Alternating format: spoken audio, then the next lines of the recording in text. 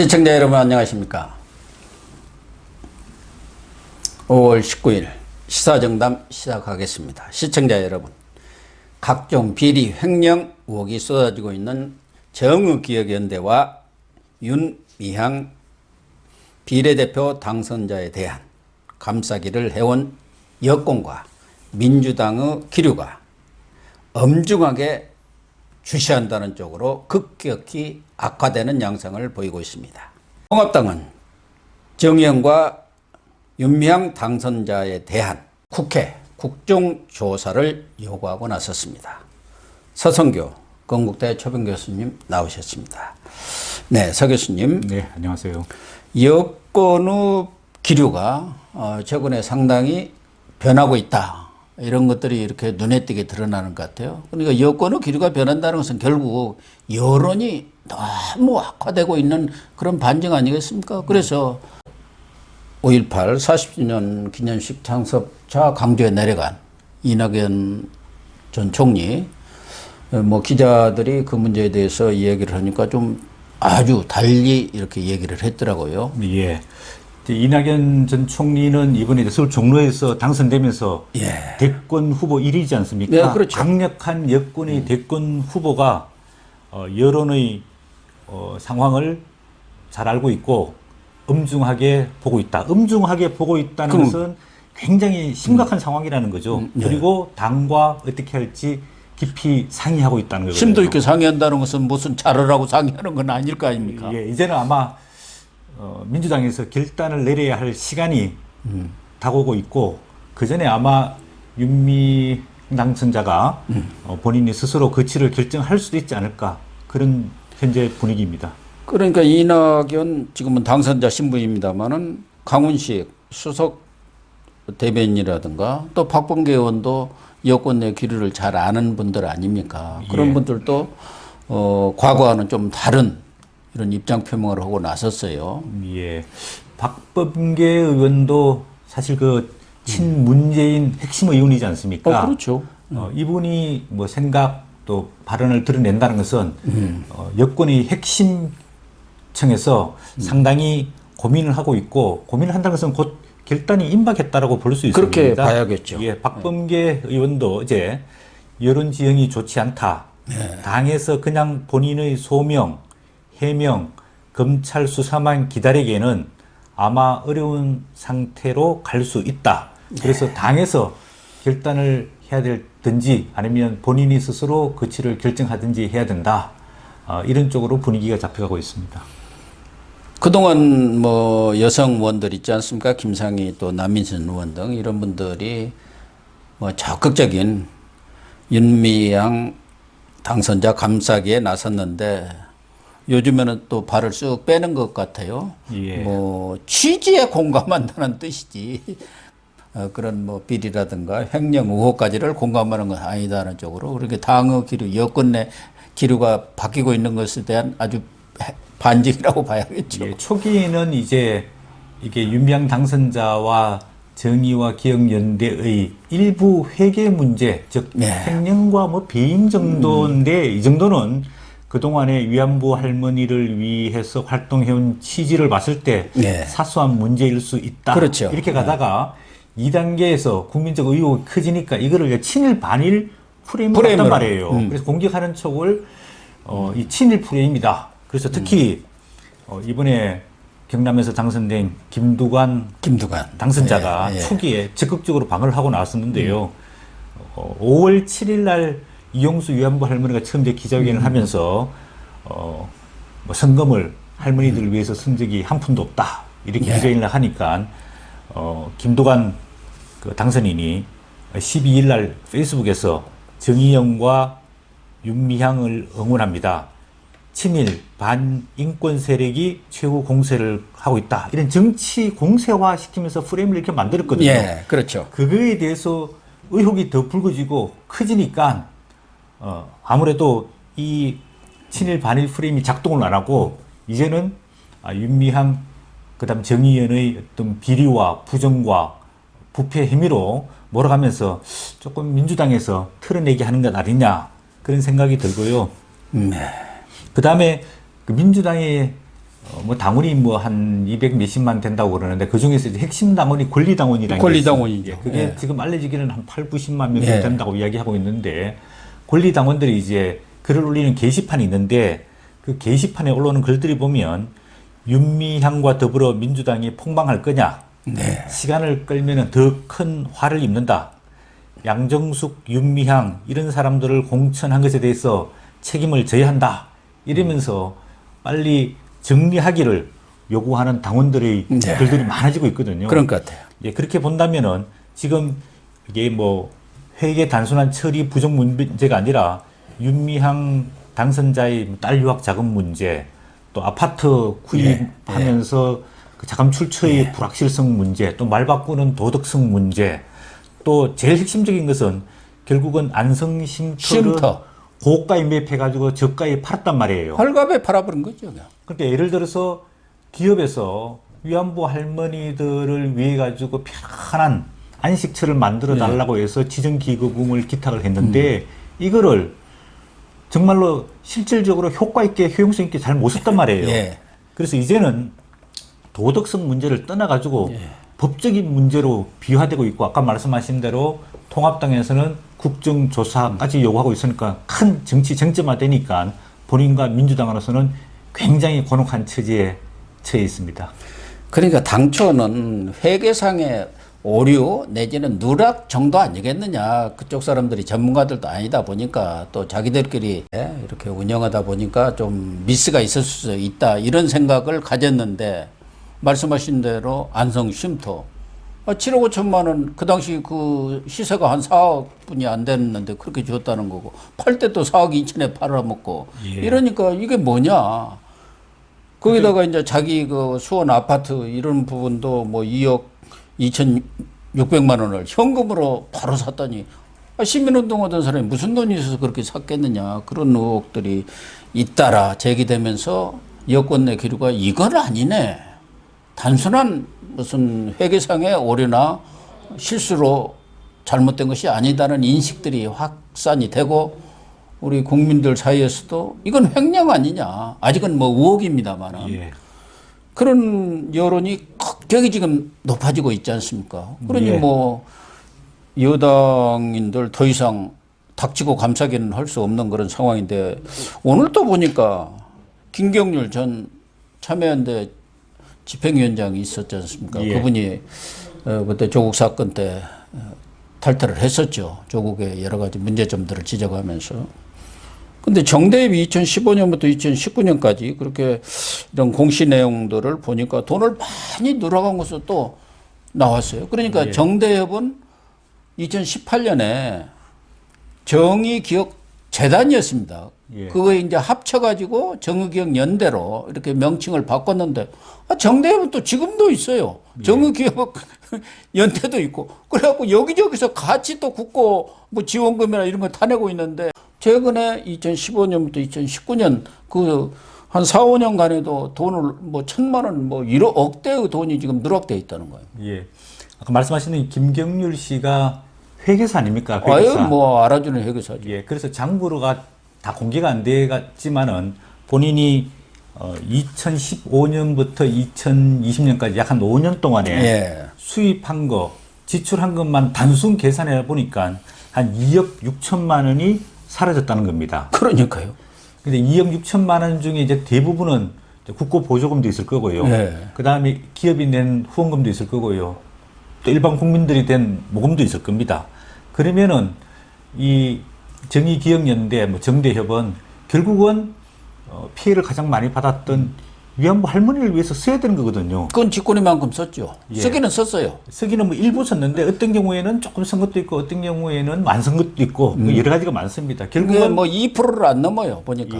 결국은 이 돈이 이제 어디로 갔느냐, 개인 호주머니로 갔느냐, 아니면 다른 용도로 쓰여졌느냐, 이 문제에 대해 가지고 조금 밝힐 필요가 있는데요. 이런 뭐 시민단체들이 처음에 시작할 때는 이제 한두 사람에 의해서 시작되기 때문에 사실은 뭐 수입과 지출을 정확하게 맞추기가 어렵지만은 이제 사단법인이나 재단법인 법인화 되지 않습니까? 그러면 정부 부처에 등록을 해야 되고 또 이제 조금 지나면은 기재부의 지정기부금 단체에 등록을 하게 되어 있습니다. 그러면은 국고 보조금이라든지 후원금이라든지 받았던 수입과 지출을 인수정 첨부해서 홈페이지에 공개도 하고 국세청에 신고도 하게 되어 있습니다.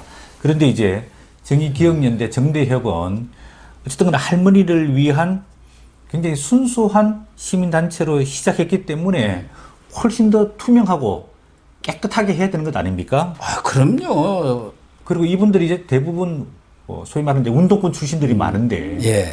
그럴수록 더욱더 공적인 부분과 사적인 부분을 정확하게 계산해 가지고 공적인 것은 공적인 대로 쓰고 사적인 데 쓰여지지 않도록 최대한 이제 노력을 해야 되는데 이제 그러지 못했다는 게 좀 안타깝고요. 이제 이런 문제가 불거지니까 결국은 지금 이제 소위 말하는 이제 민주당 좌파들이 생각하고 있는 이 일제히 한거한 친일이냐 반일이냐 이런 굉장히 폐쇄적인 민족주의적인 생각을 들고 그 프레임을 들고 나와가지고 국수지역으로 가려고 한 거죠. 자기들 이제 방어막을 친단 말이에요. 이거는 친일이냐 반일이냐의 문제 이전에 순수한 위안부 할머니를 위한 시민단체이기 때문에 네. 이런 부분, 회계 부분, 자금 부분 이런 부분들은 깨끗하게 투명하게 밝혀야 될 필요가 있고요. 만약에 그렇지 못하고 부정적인 측면이 있으면은 사과를 하고 법에 따라 가지고 조치를 받는 게 필요해 보입니다.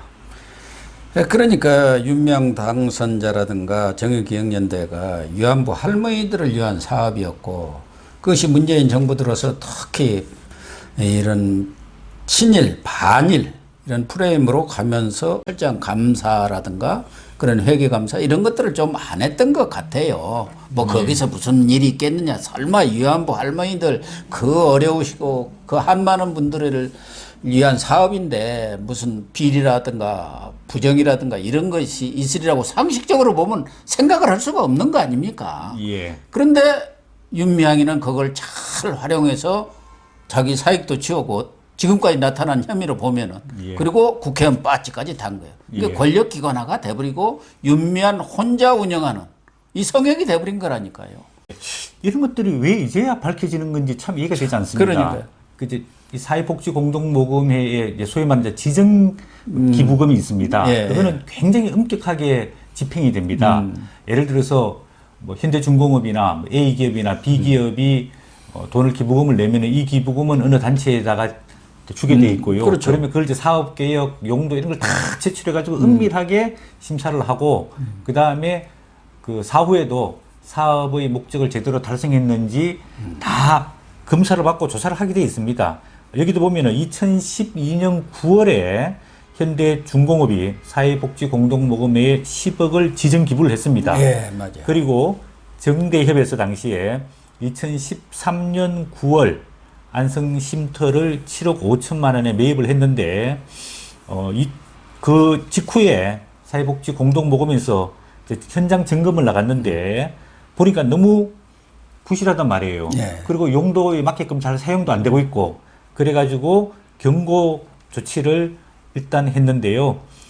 위안부 피해자 할머니를 위한 프로그램 활용, 이용은 하나도 없었다는 겁니다.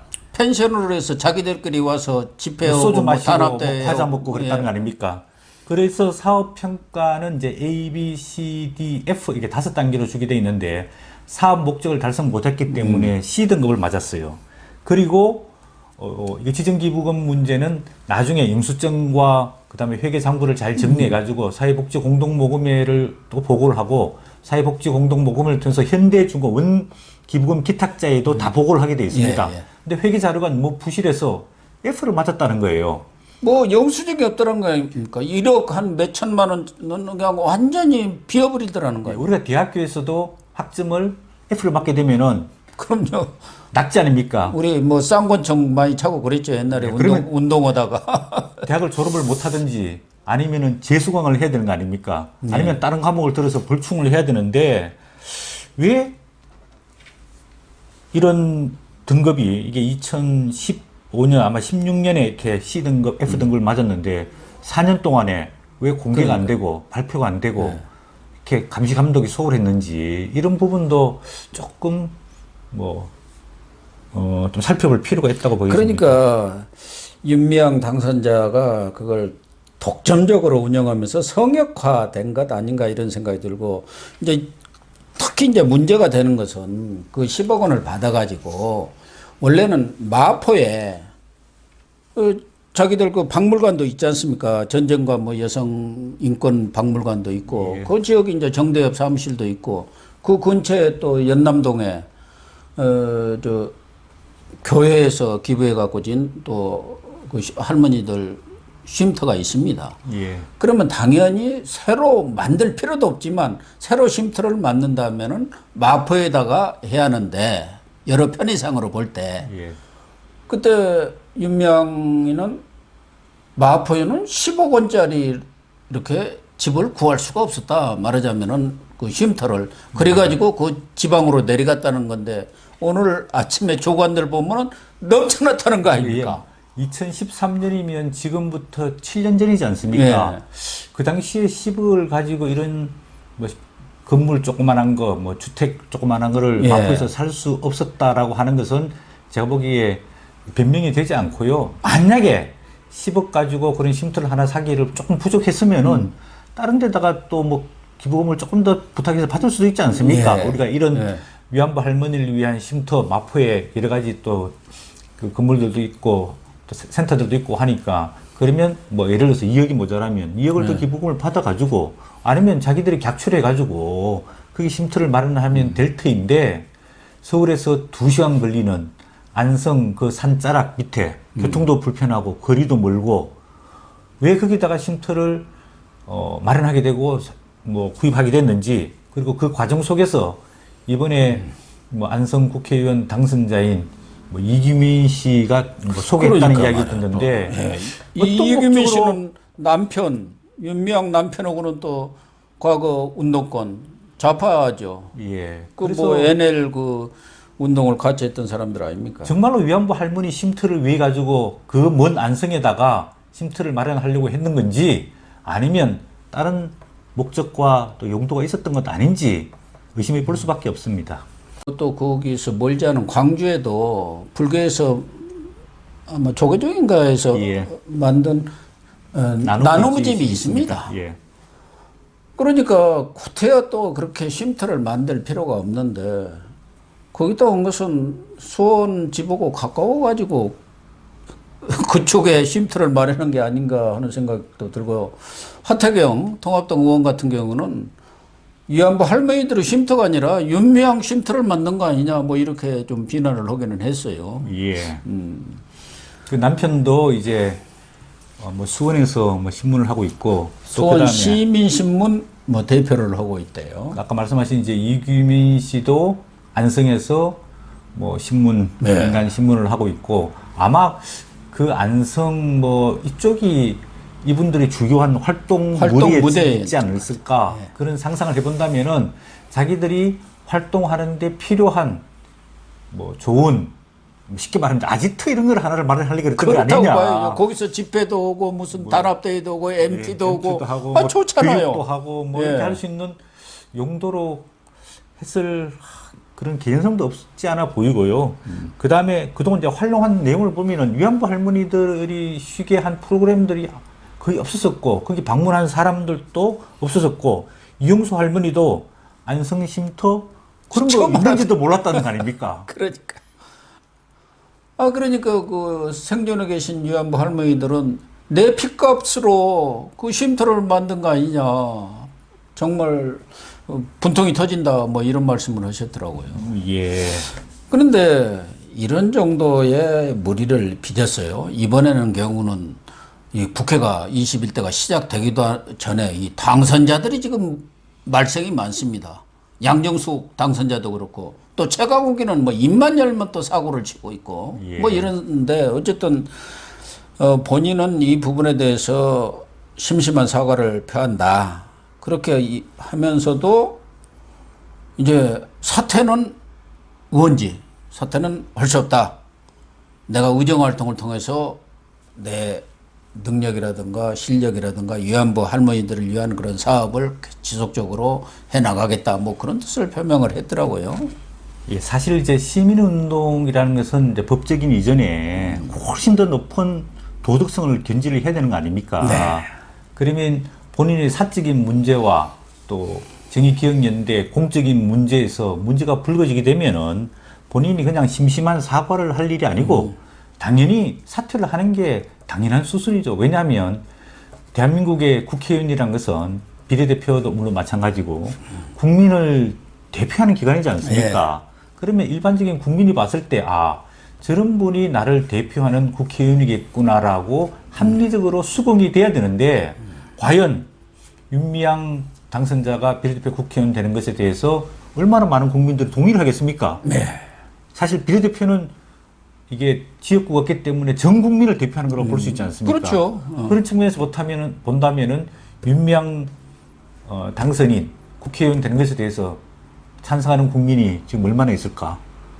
자기 뭐 좌파 진영 내에서도 지금 대다수가 찜찜해하고 있는 거 아닙니까? 그래서 민주당 기류가 전에는 조국처럼 보호하려다가 이거 손절매를 빨리 하는 게 낫겠다는 쪽으로 돌아섰는데 일단 야당에서는 국정조사를 요구를 했어요. 저는 이제 여기서 여러 차례 얘기했습니다. 이런 거야말로 21대 국회가 처음 국정조사나 청문회를 통해서 명백히 밝혀라.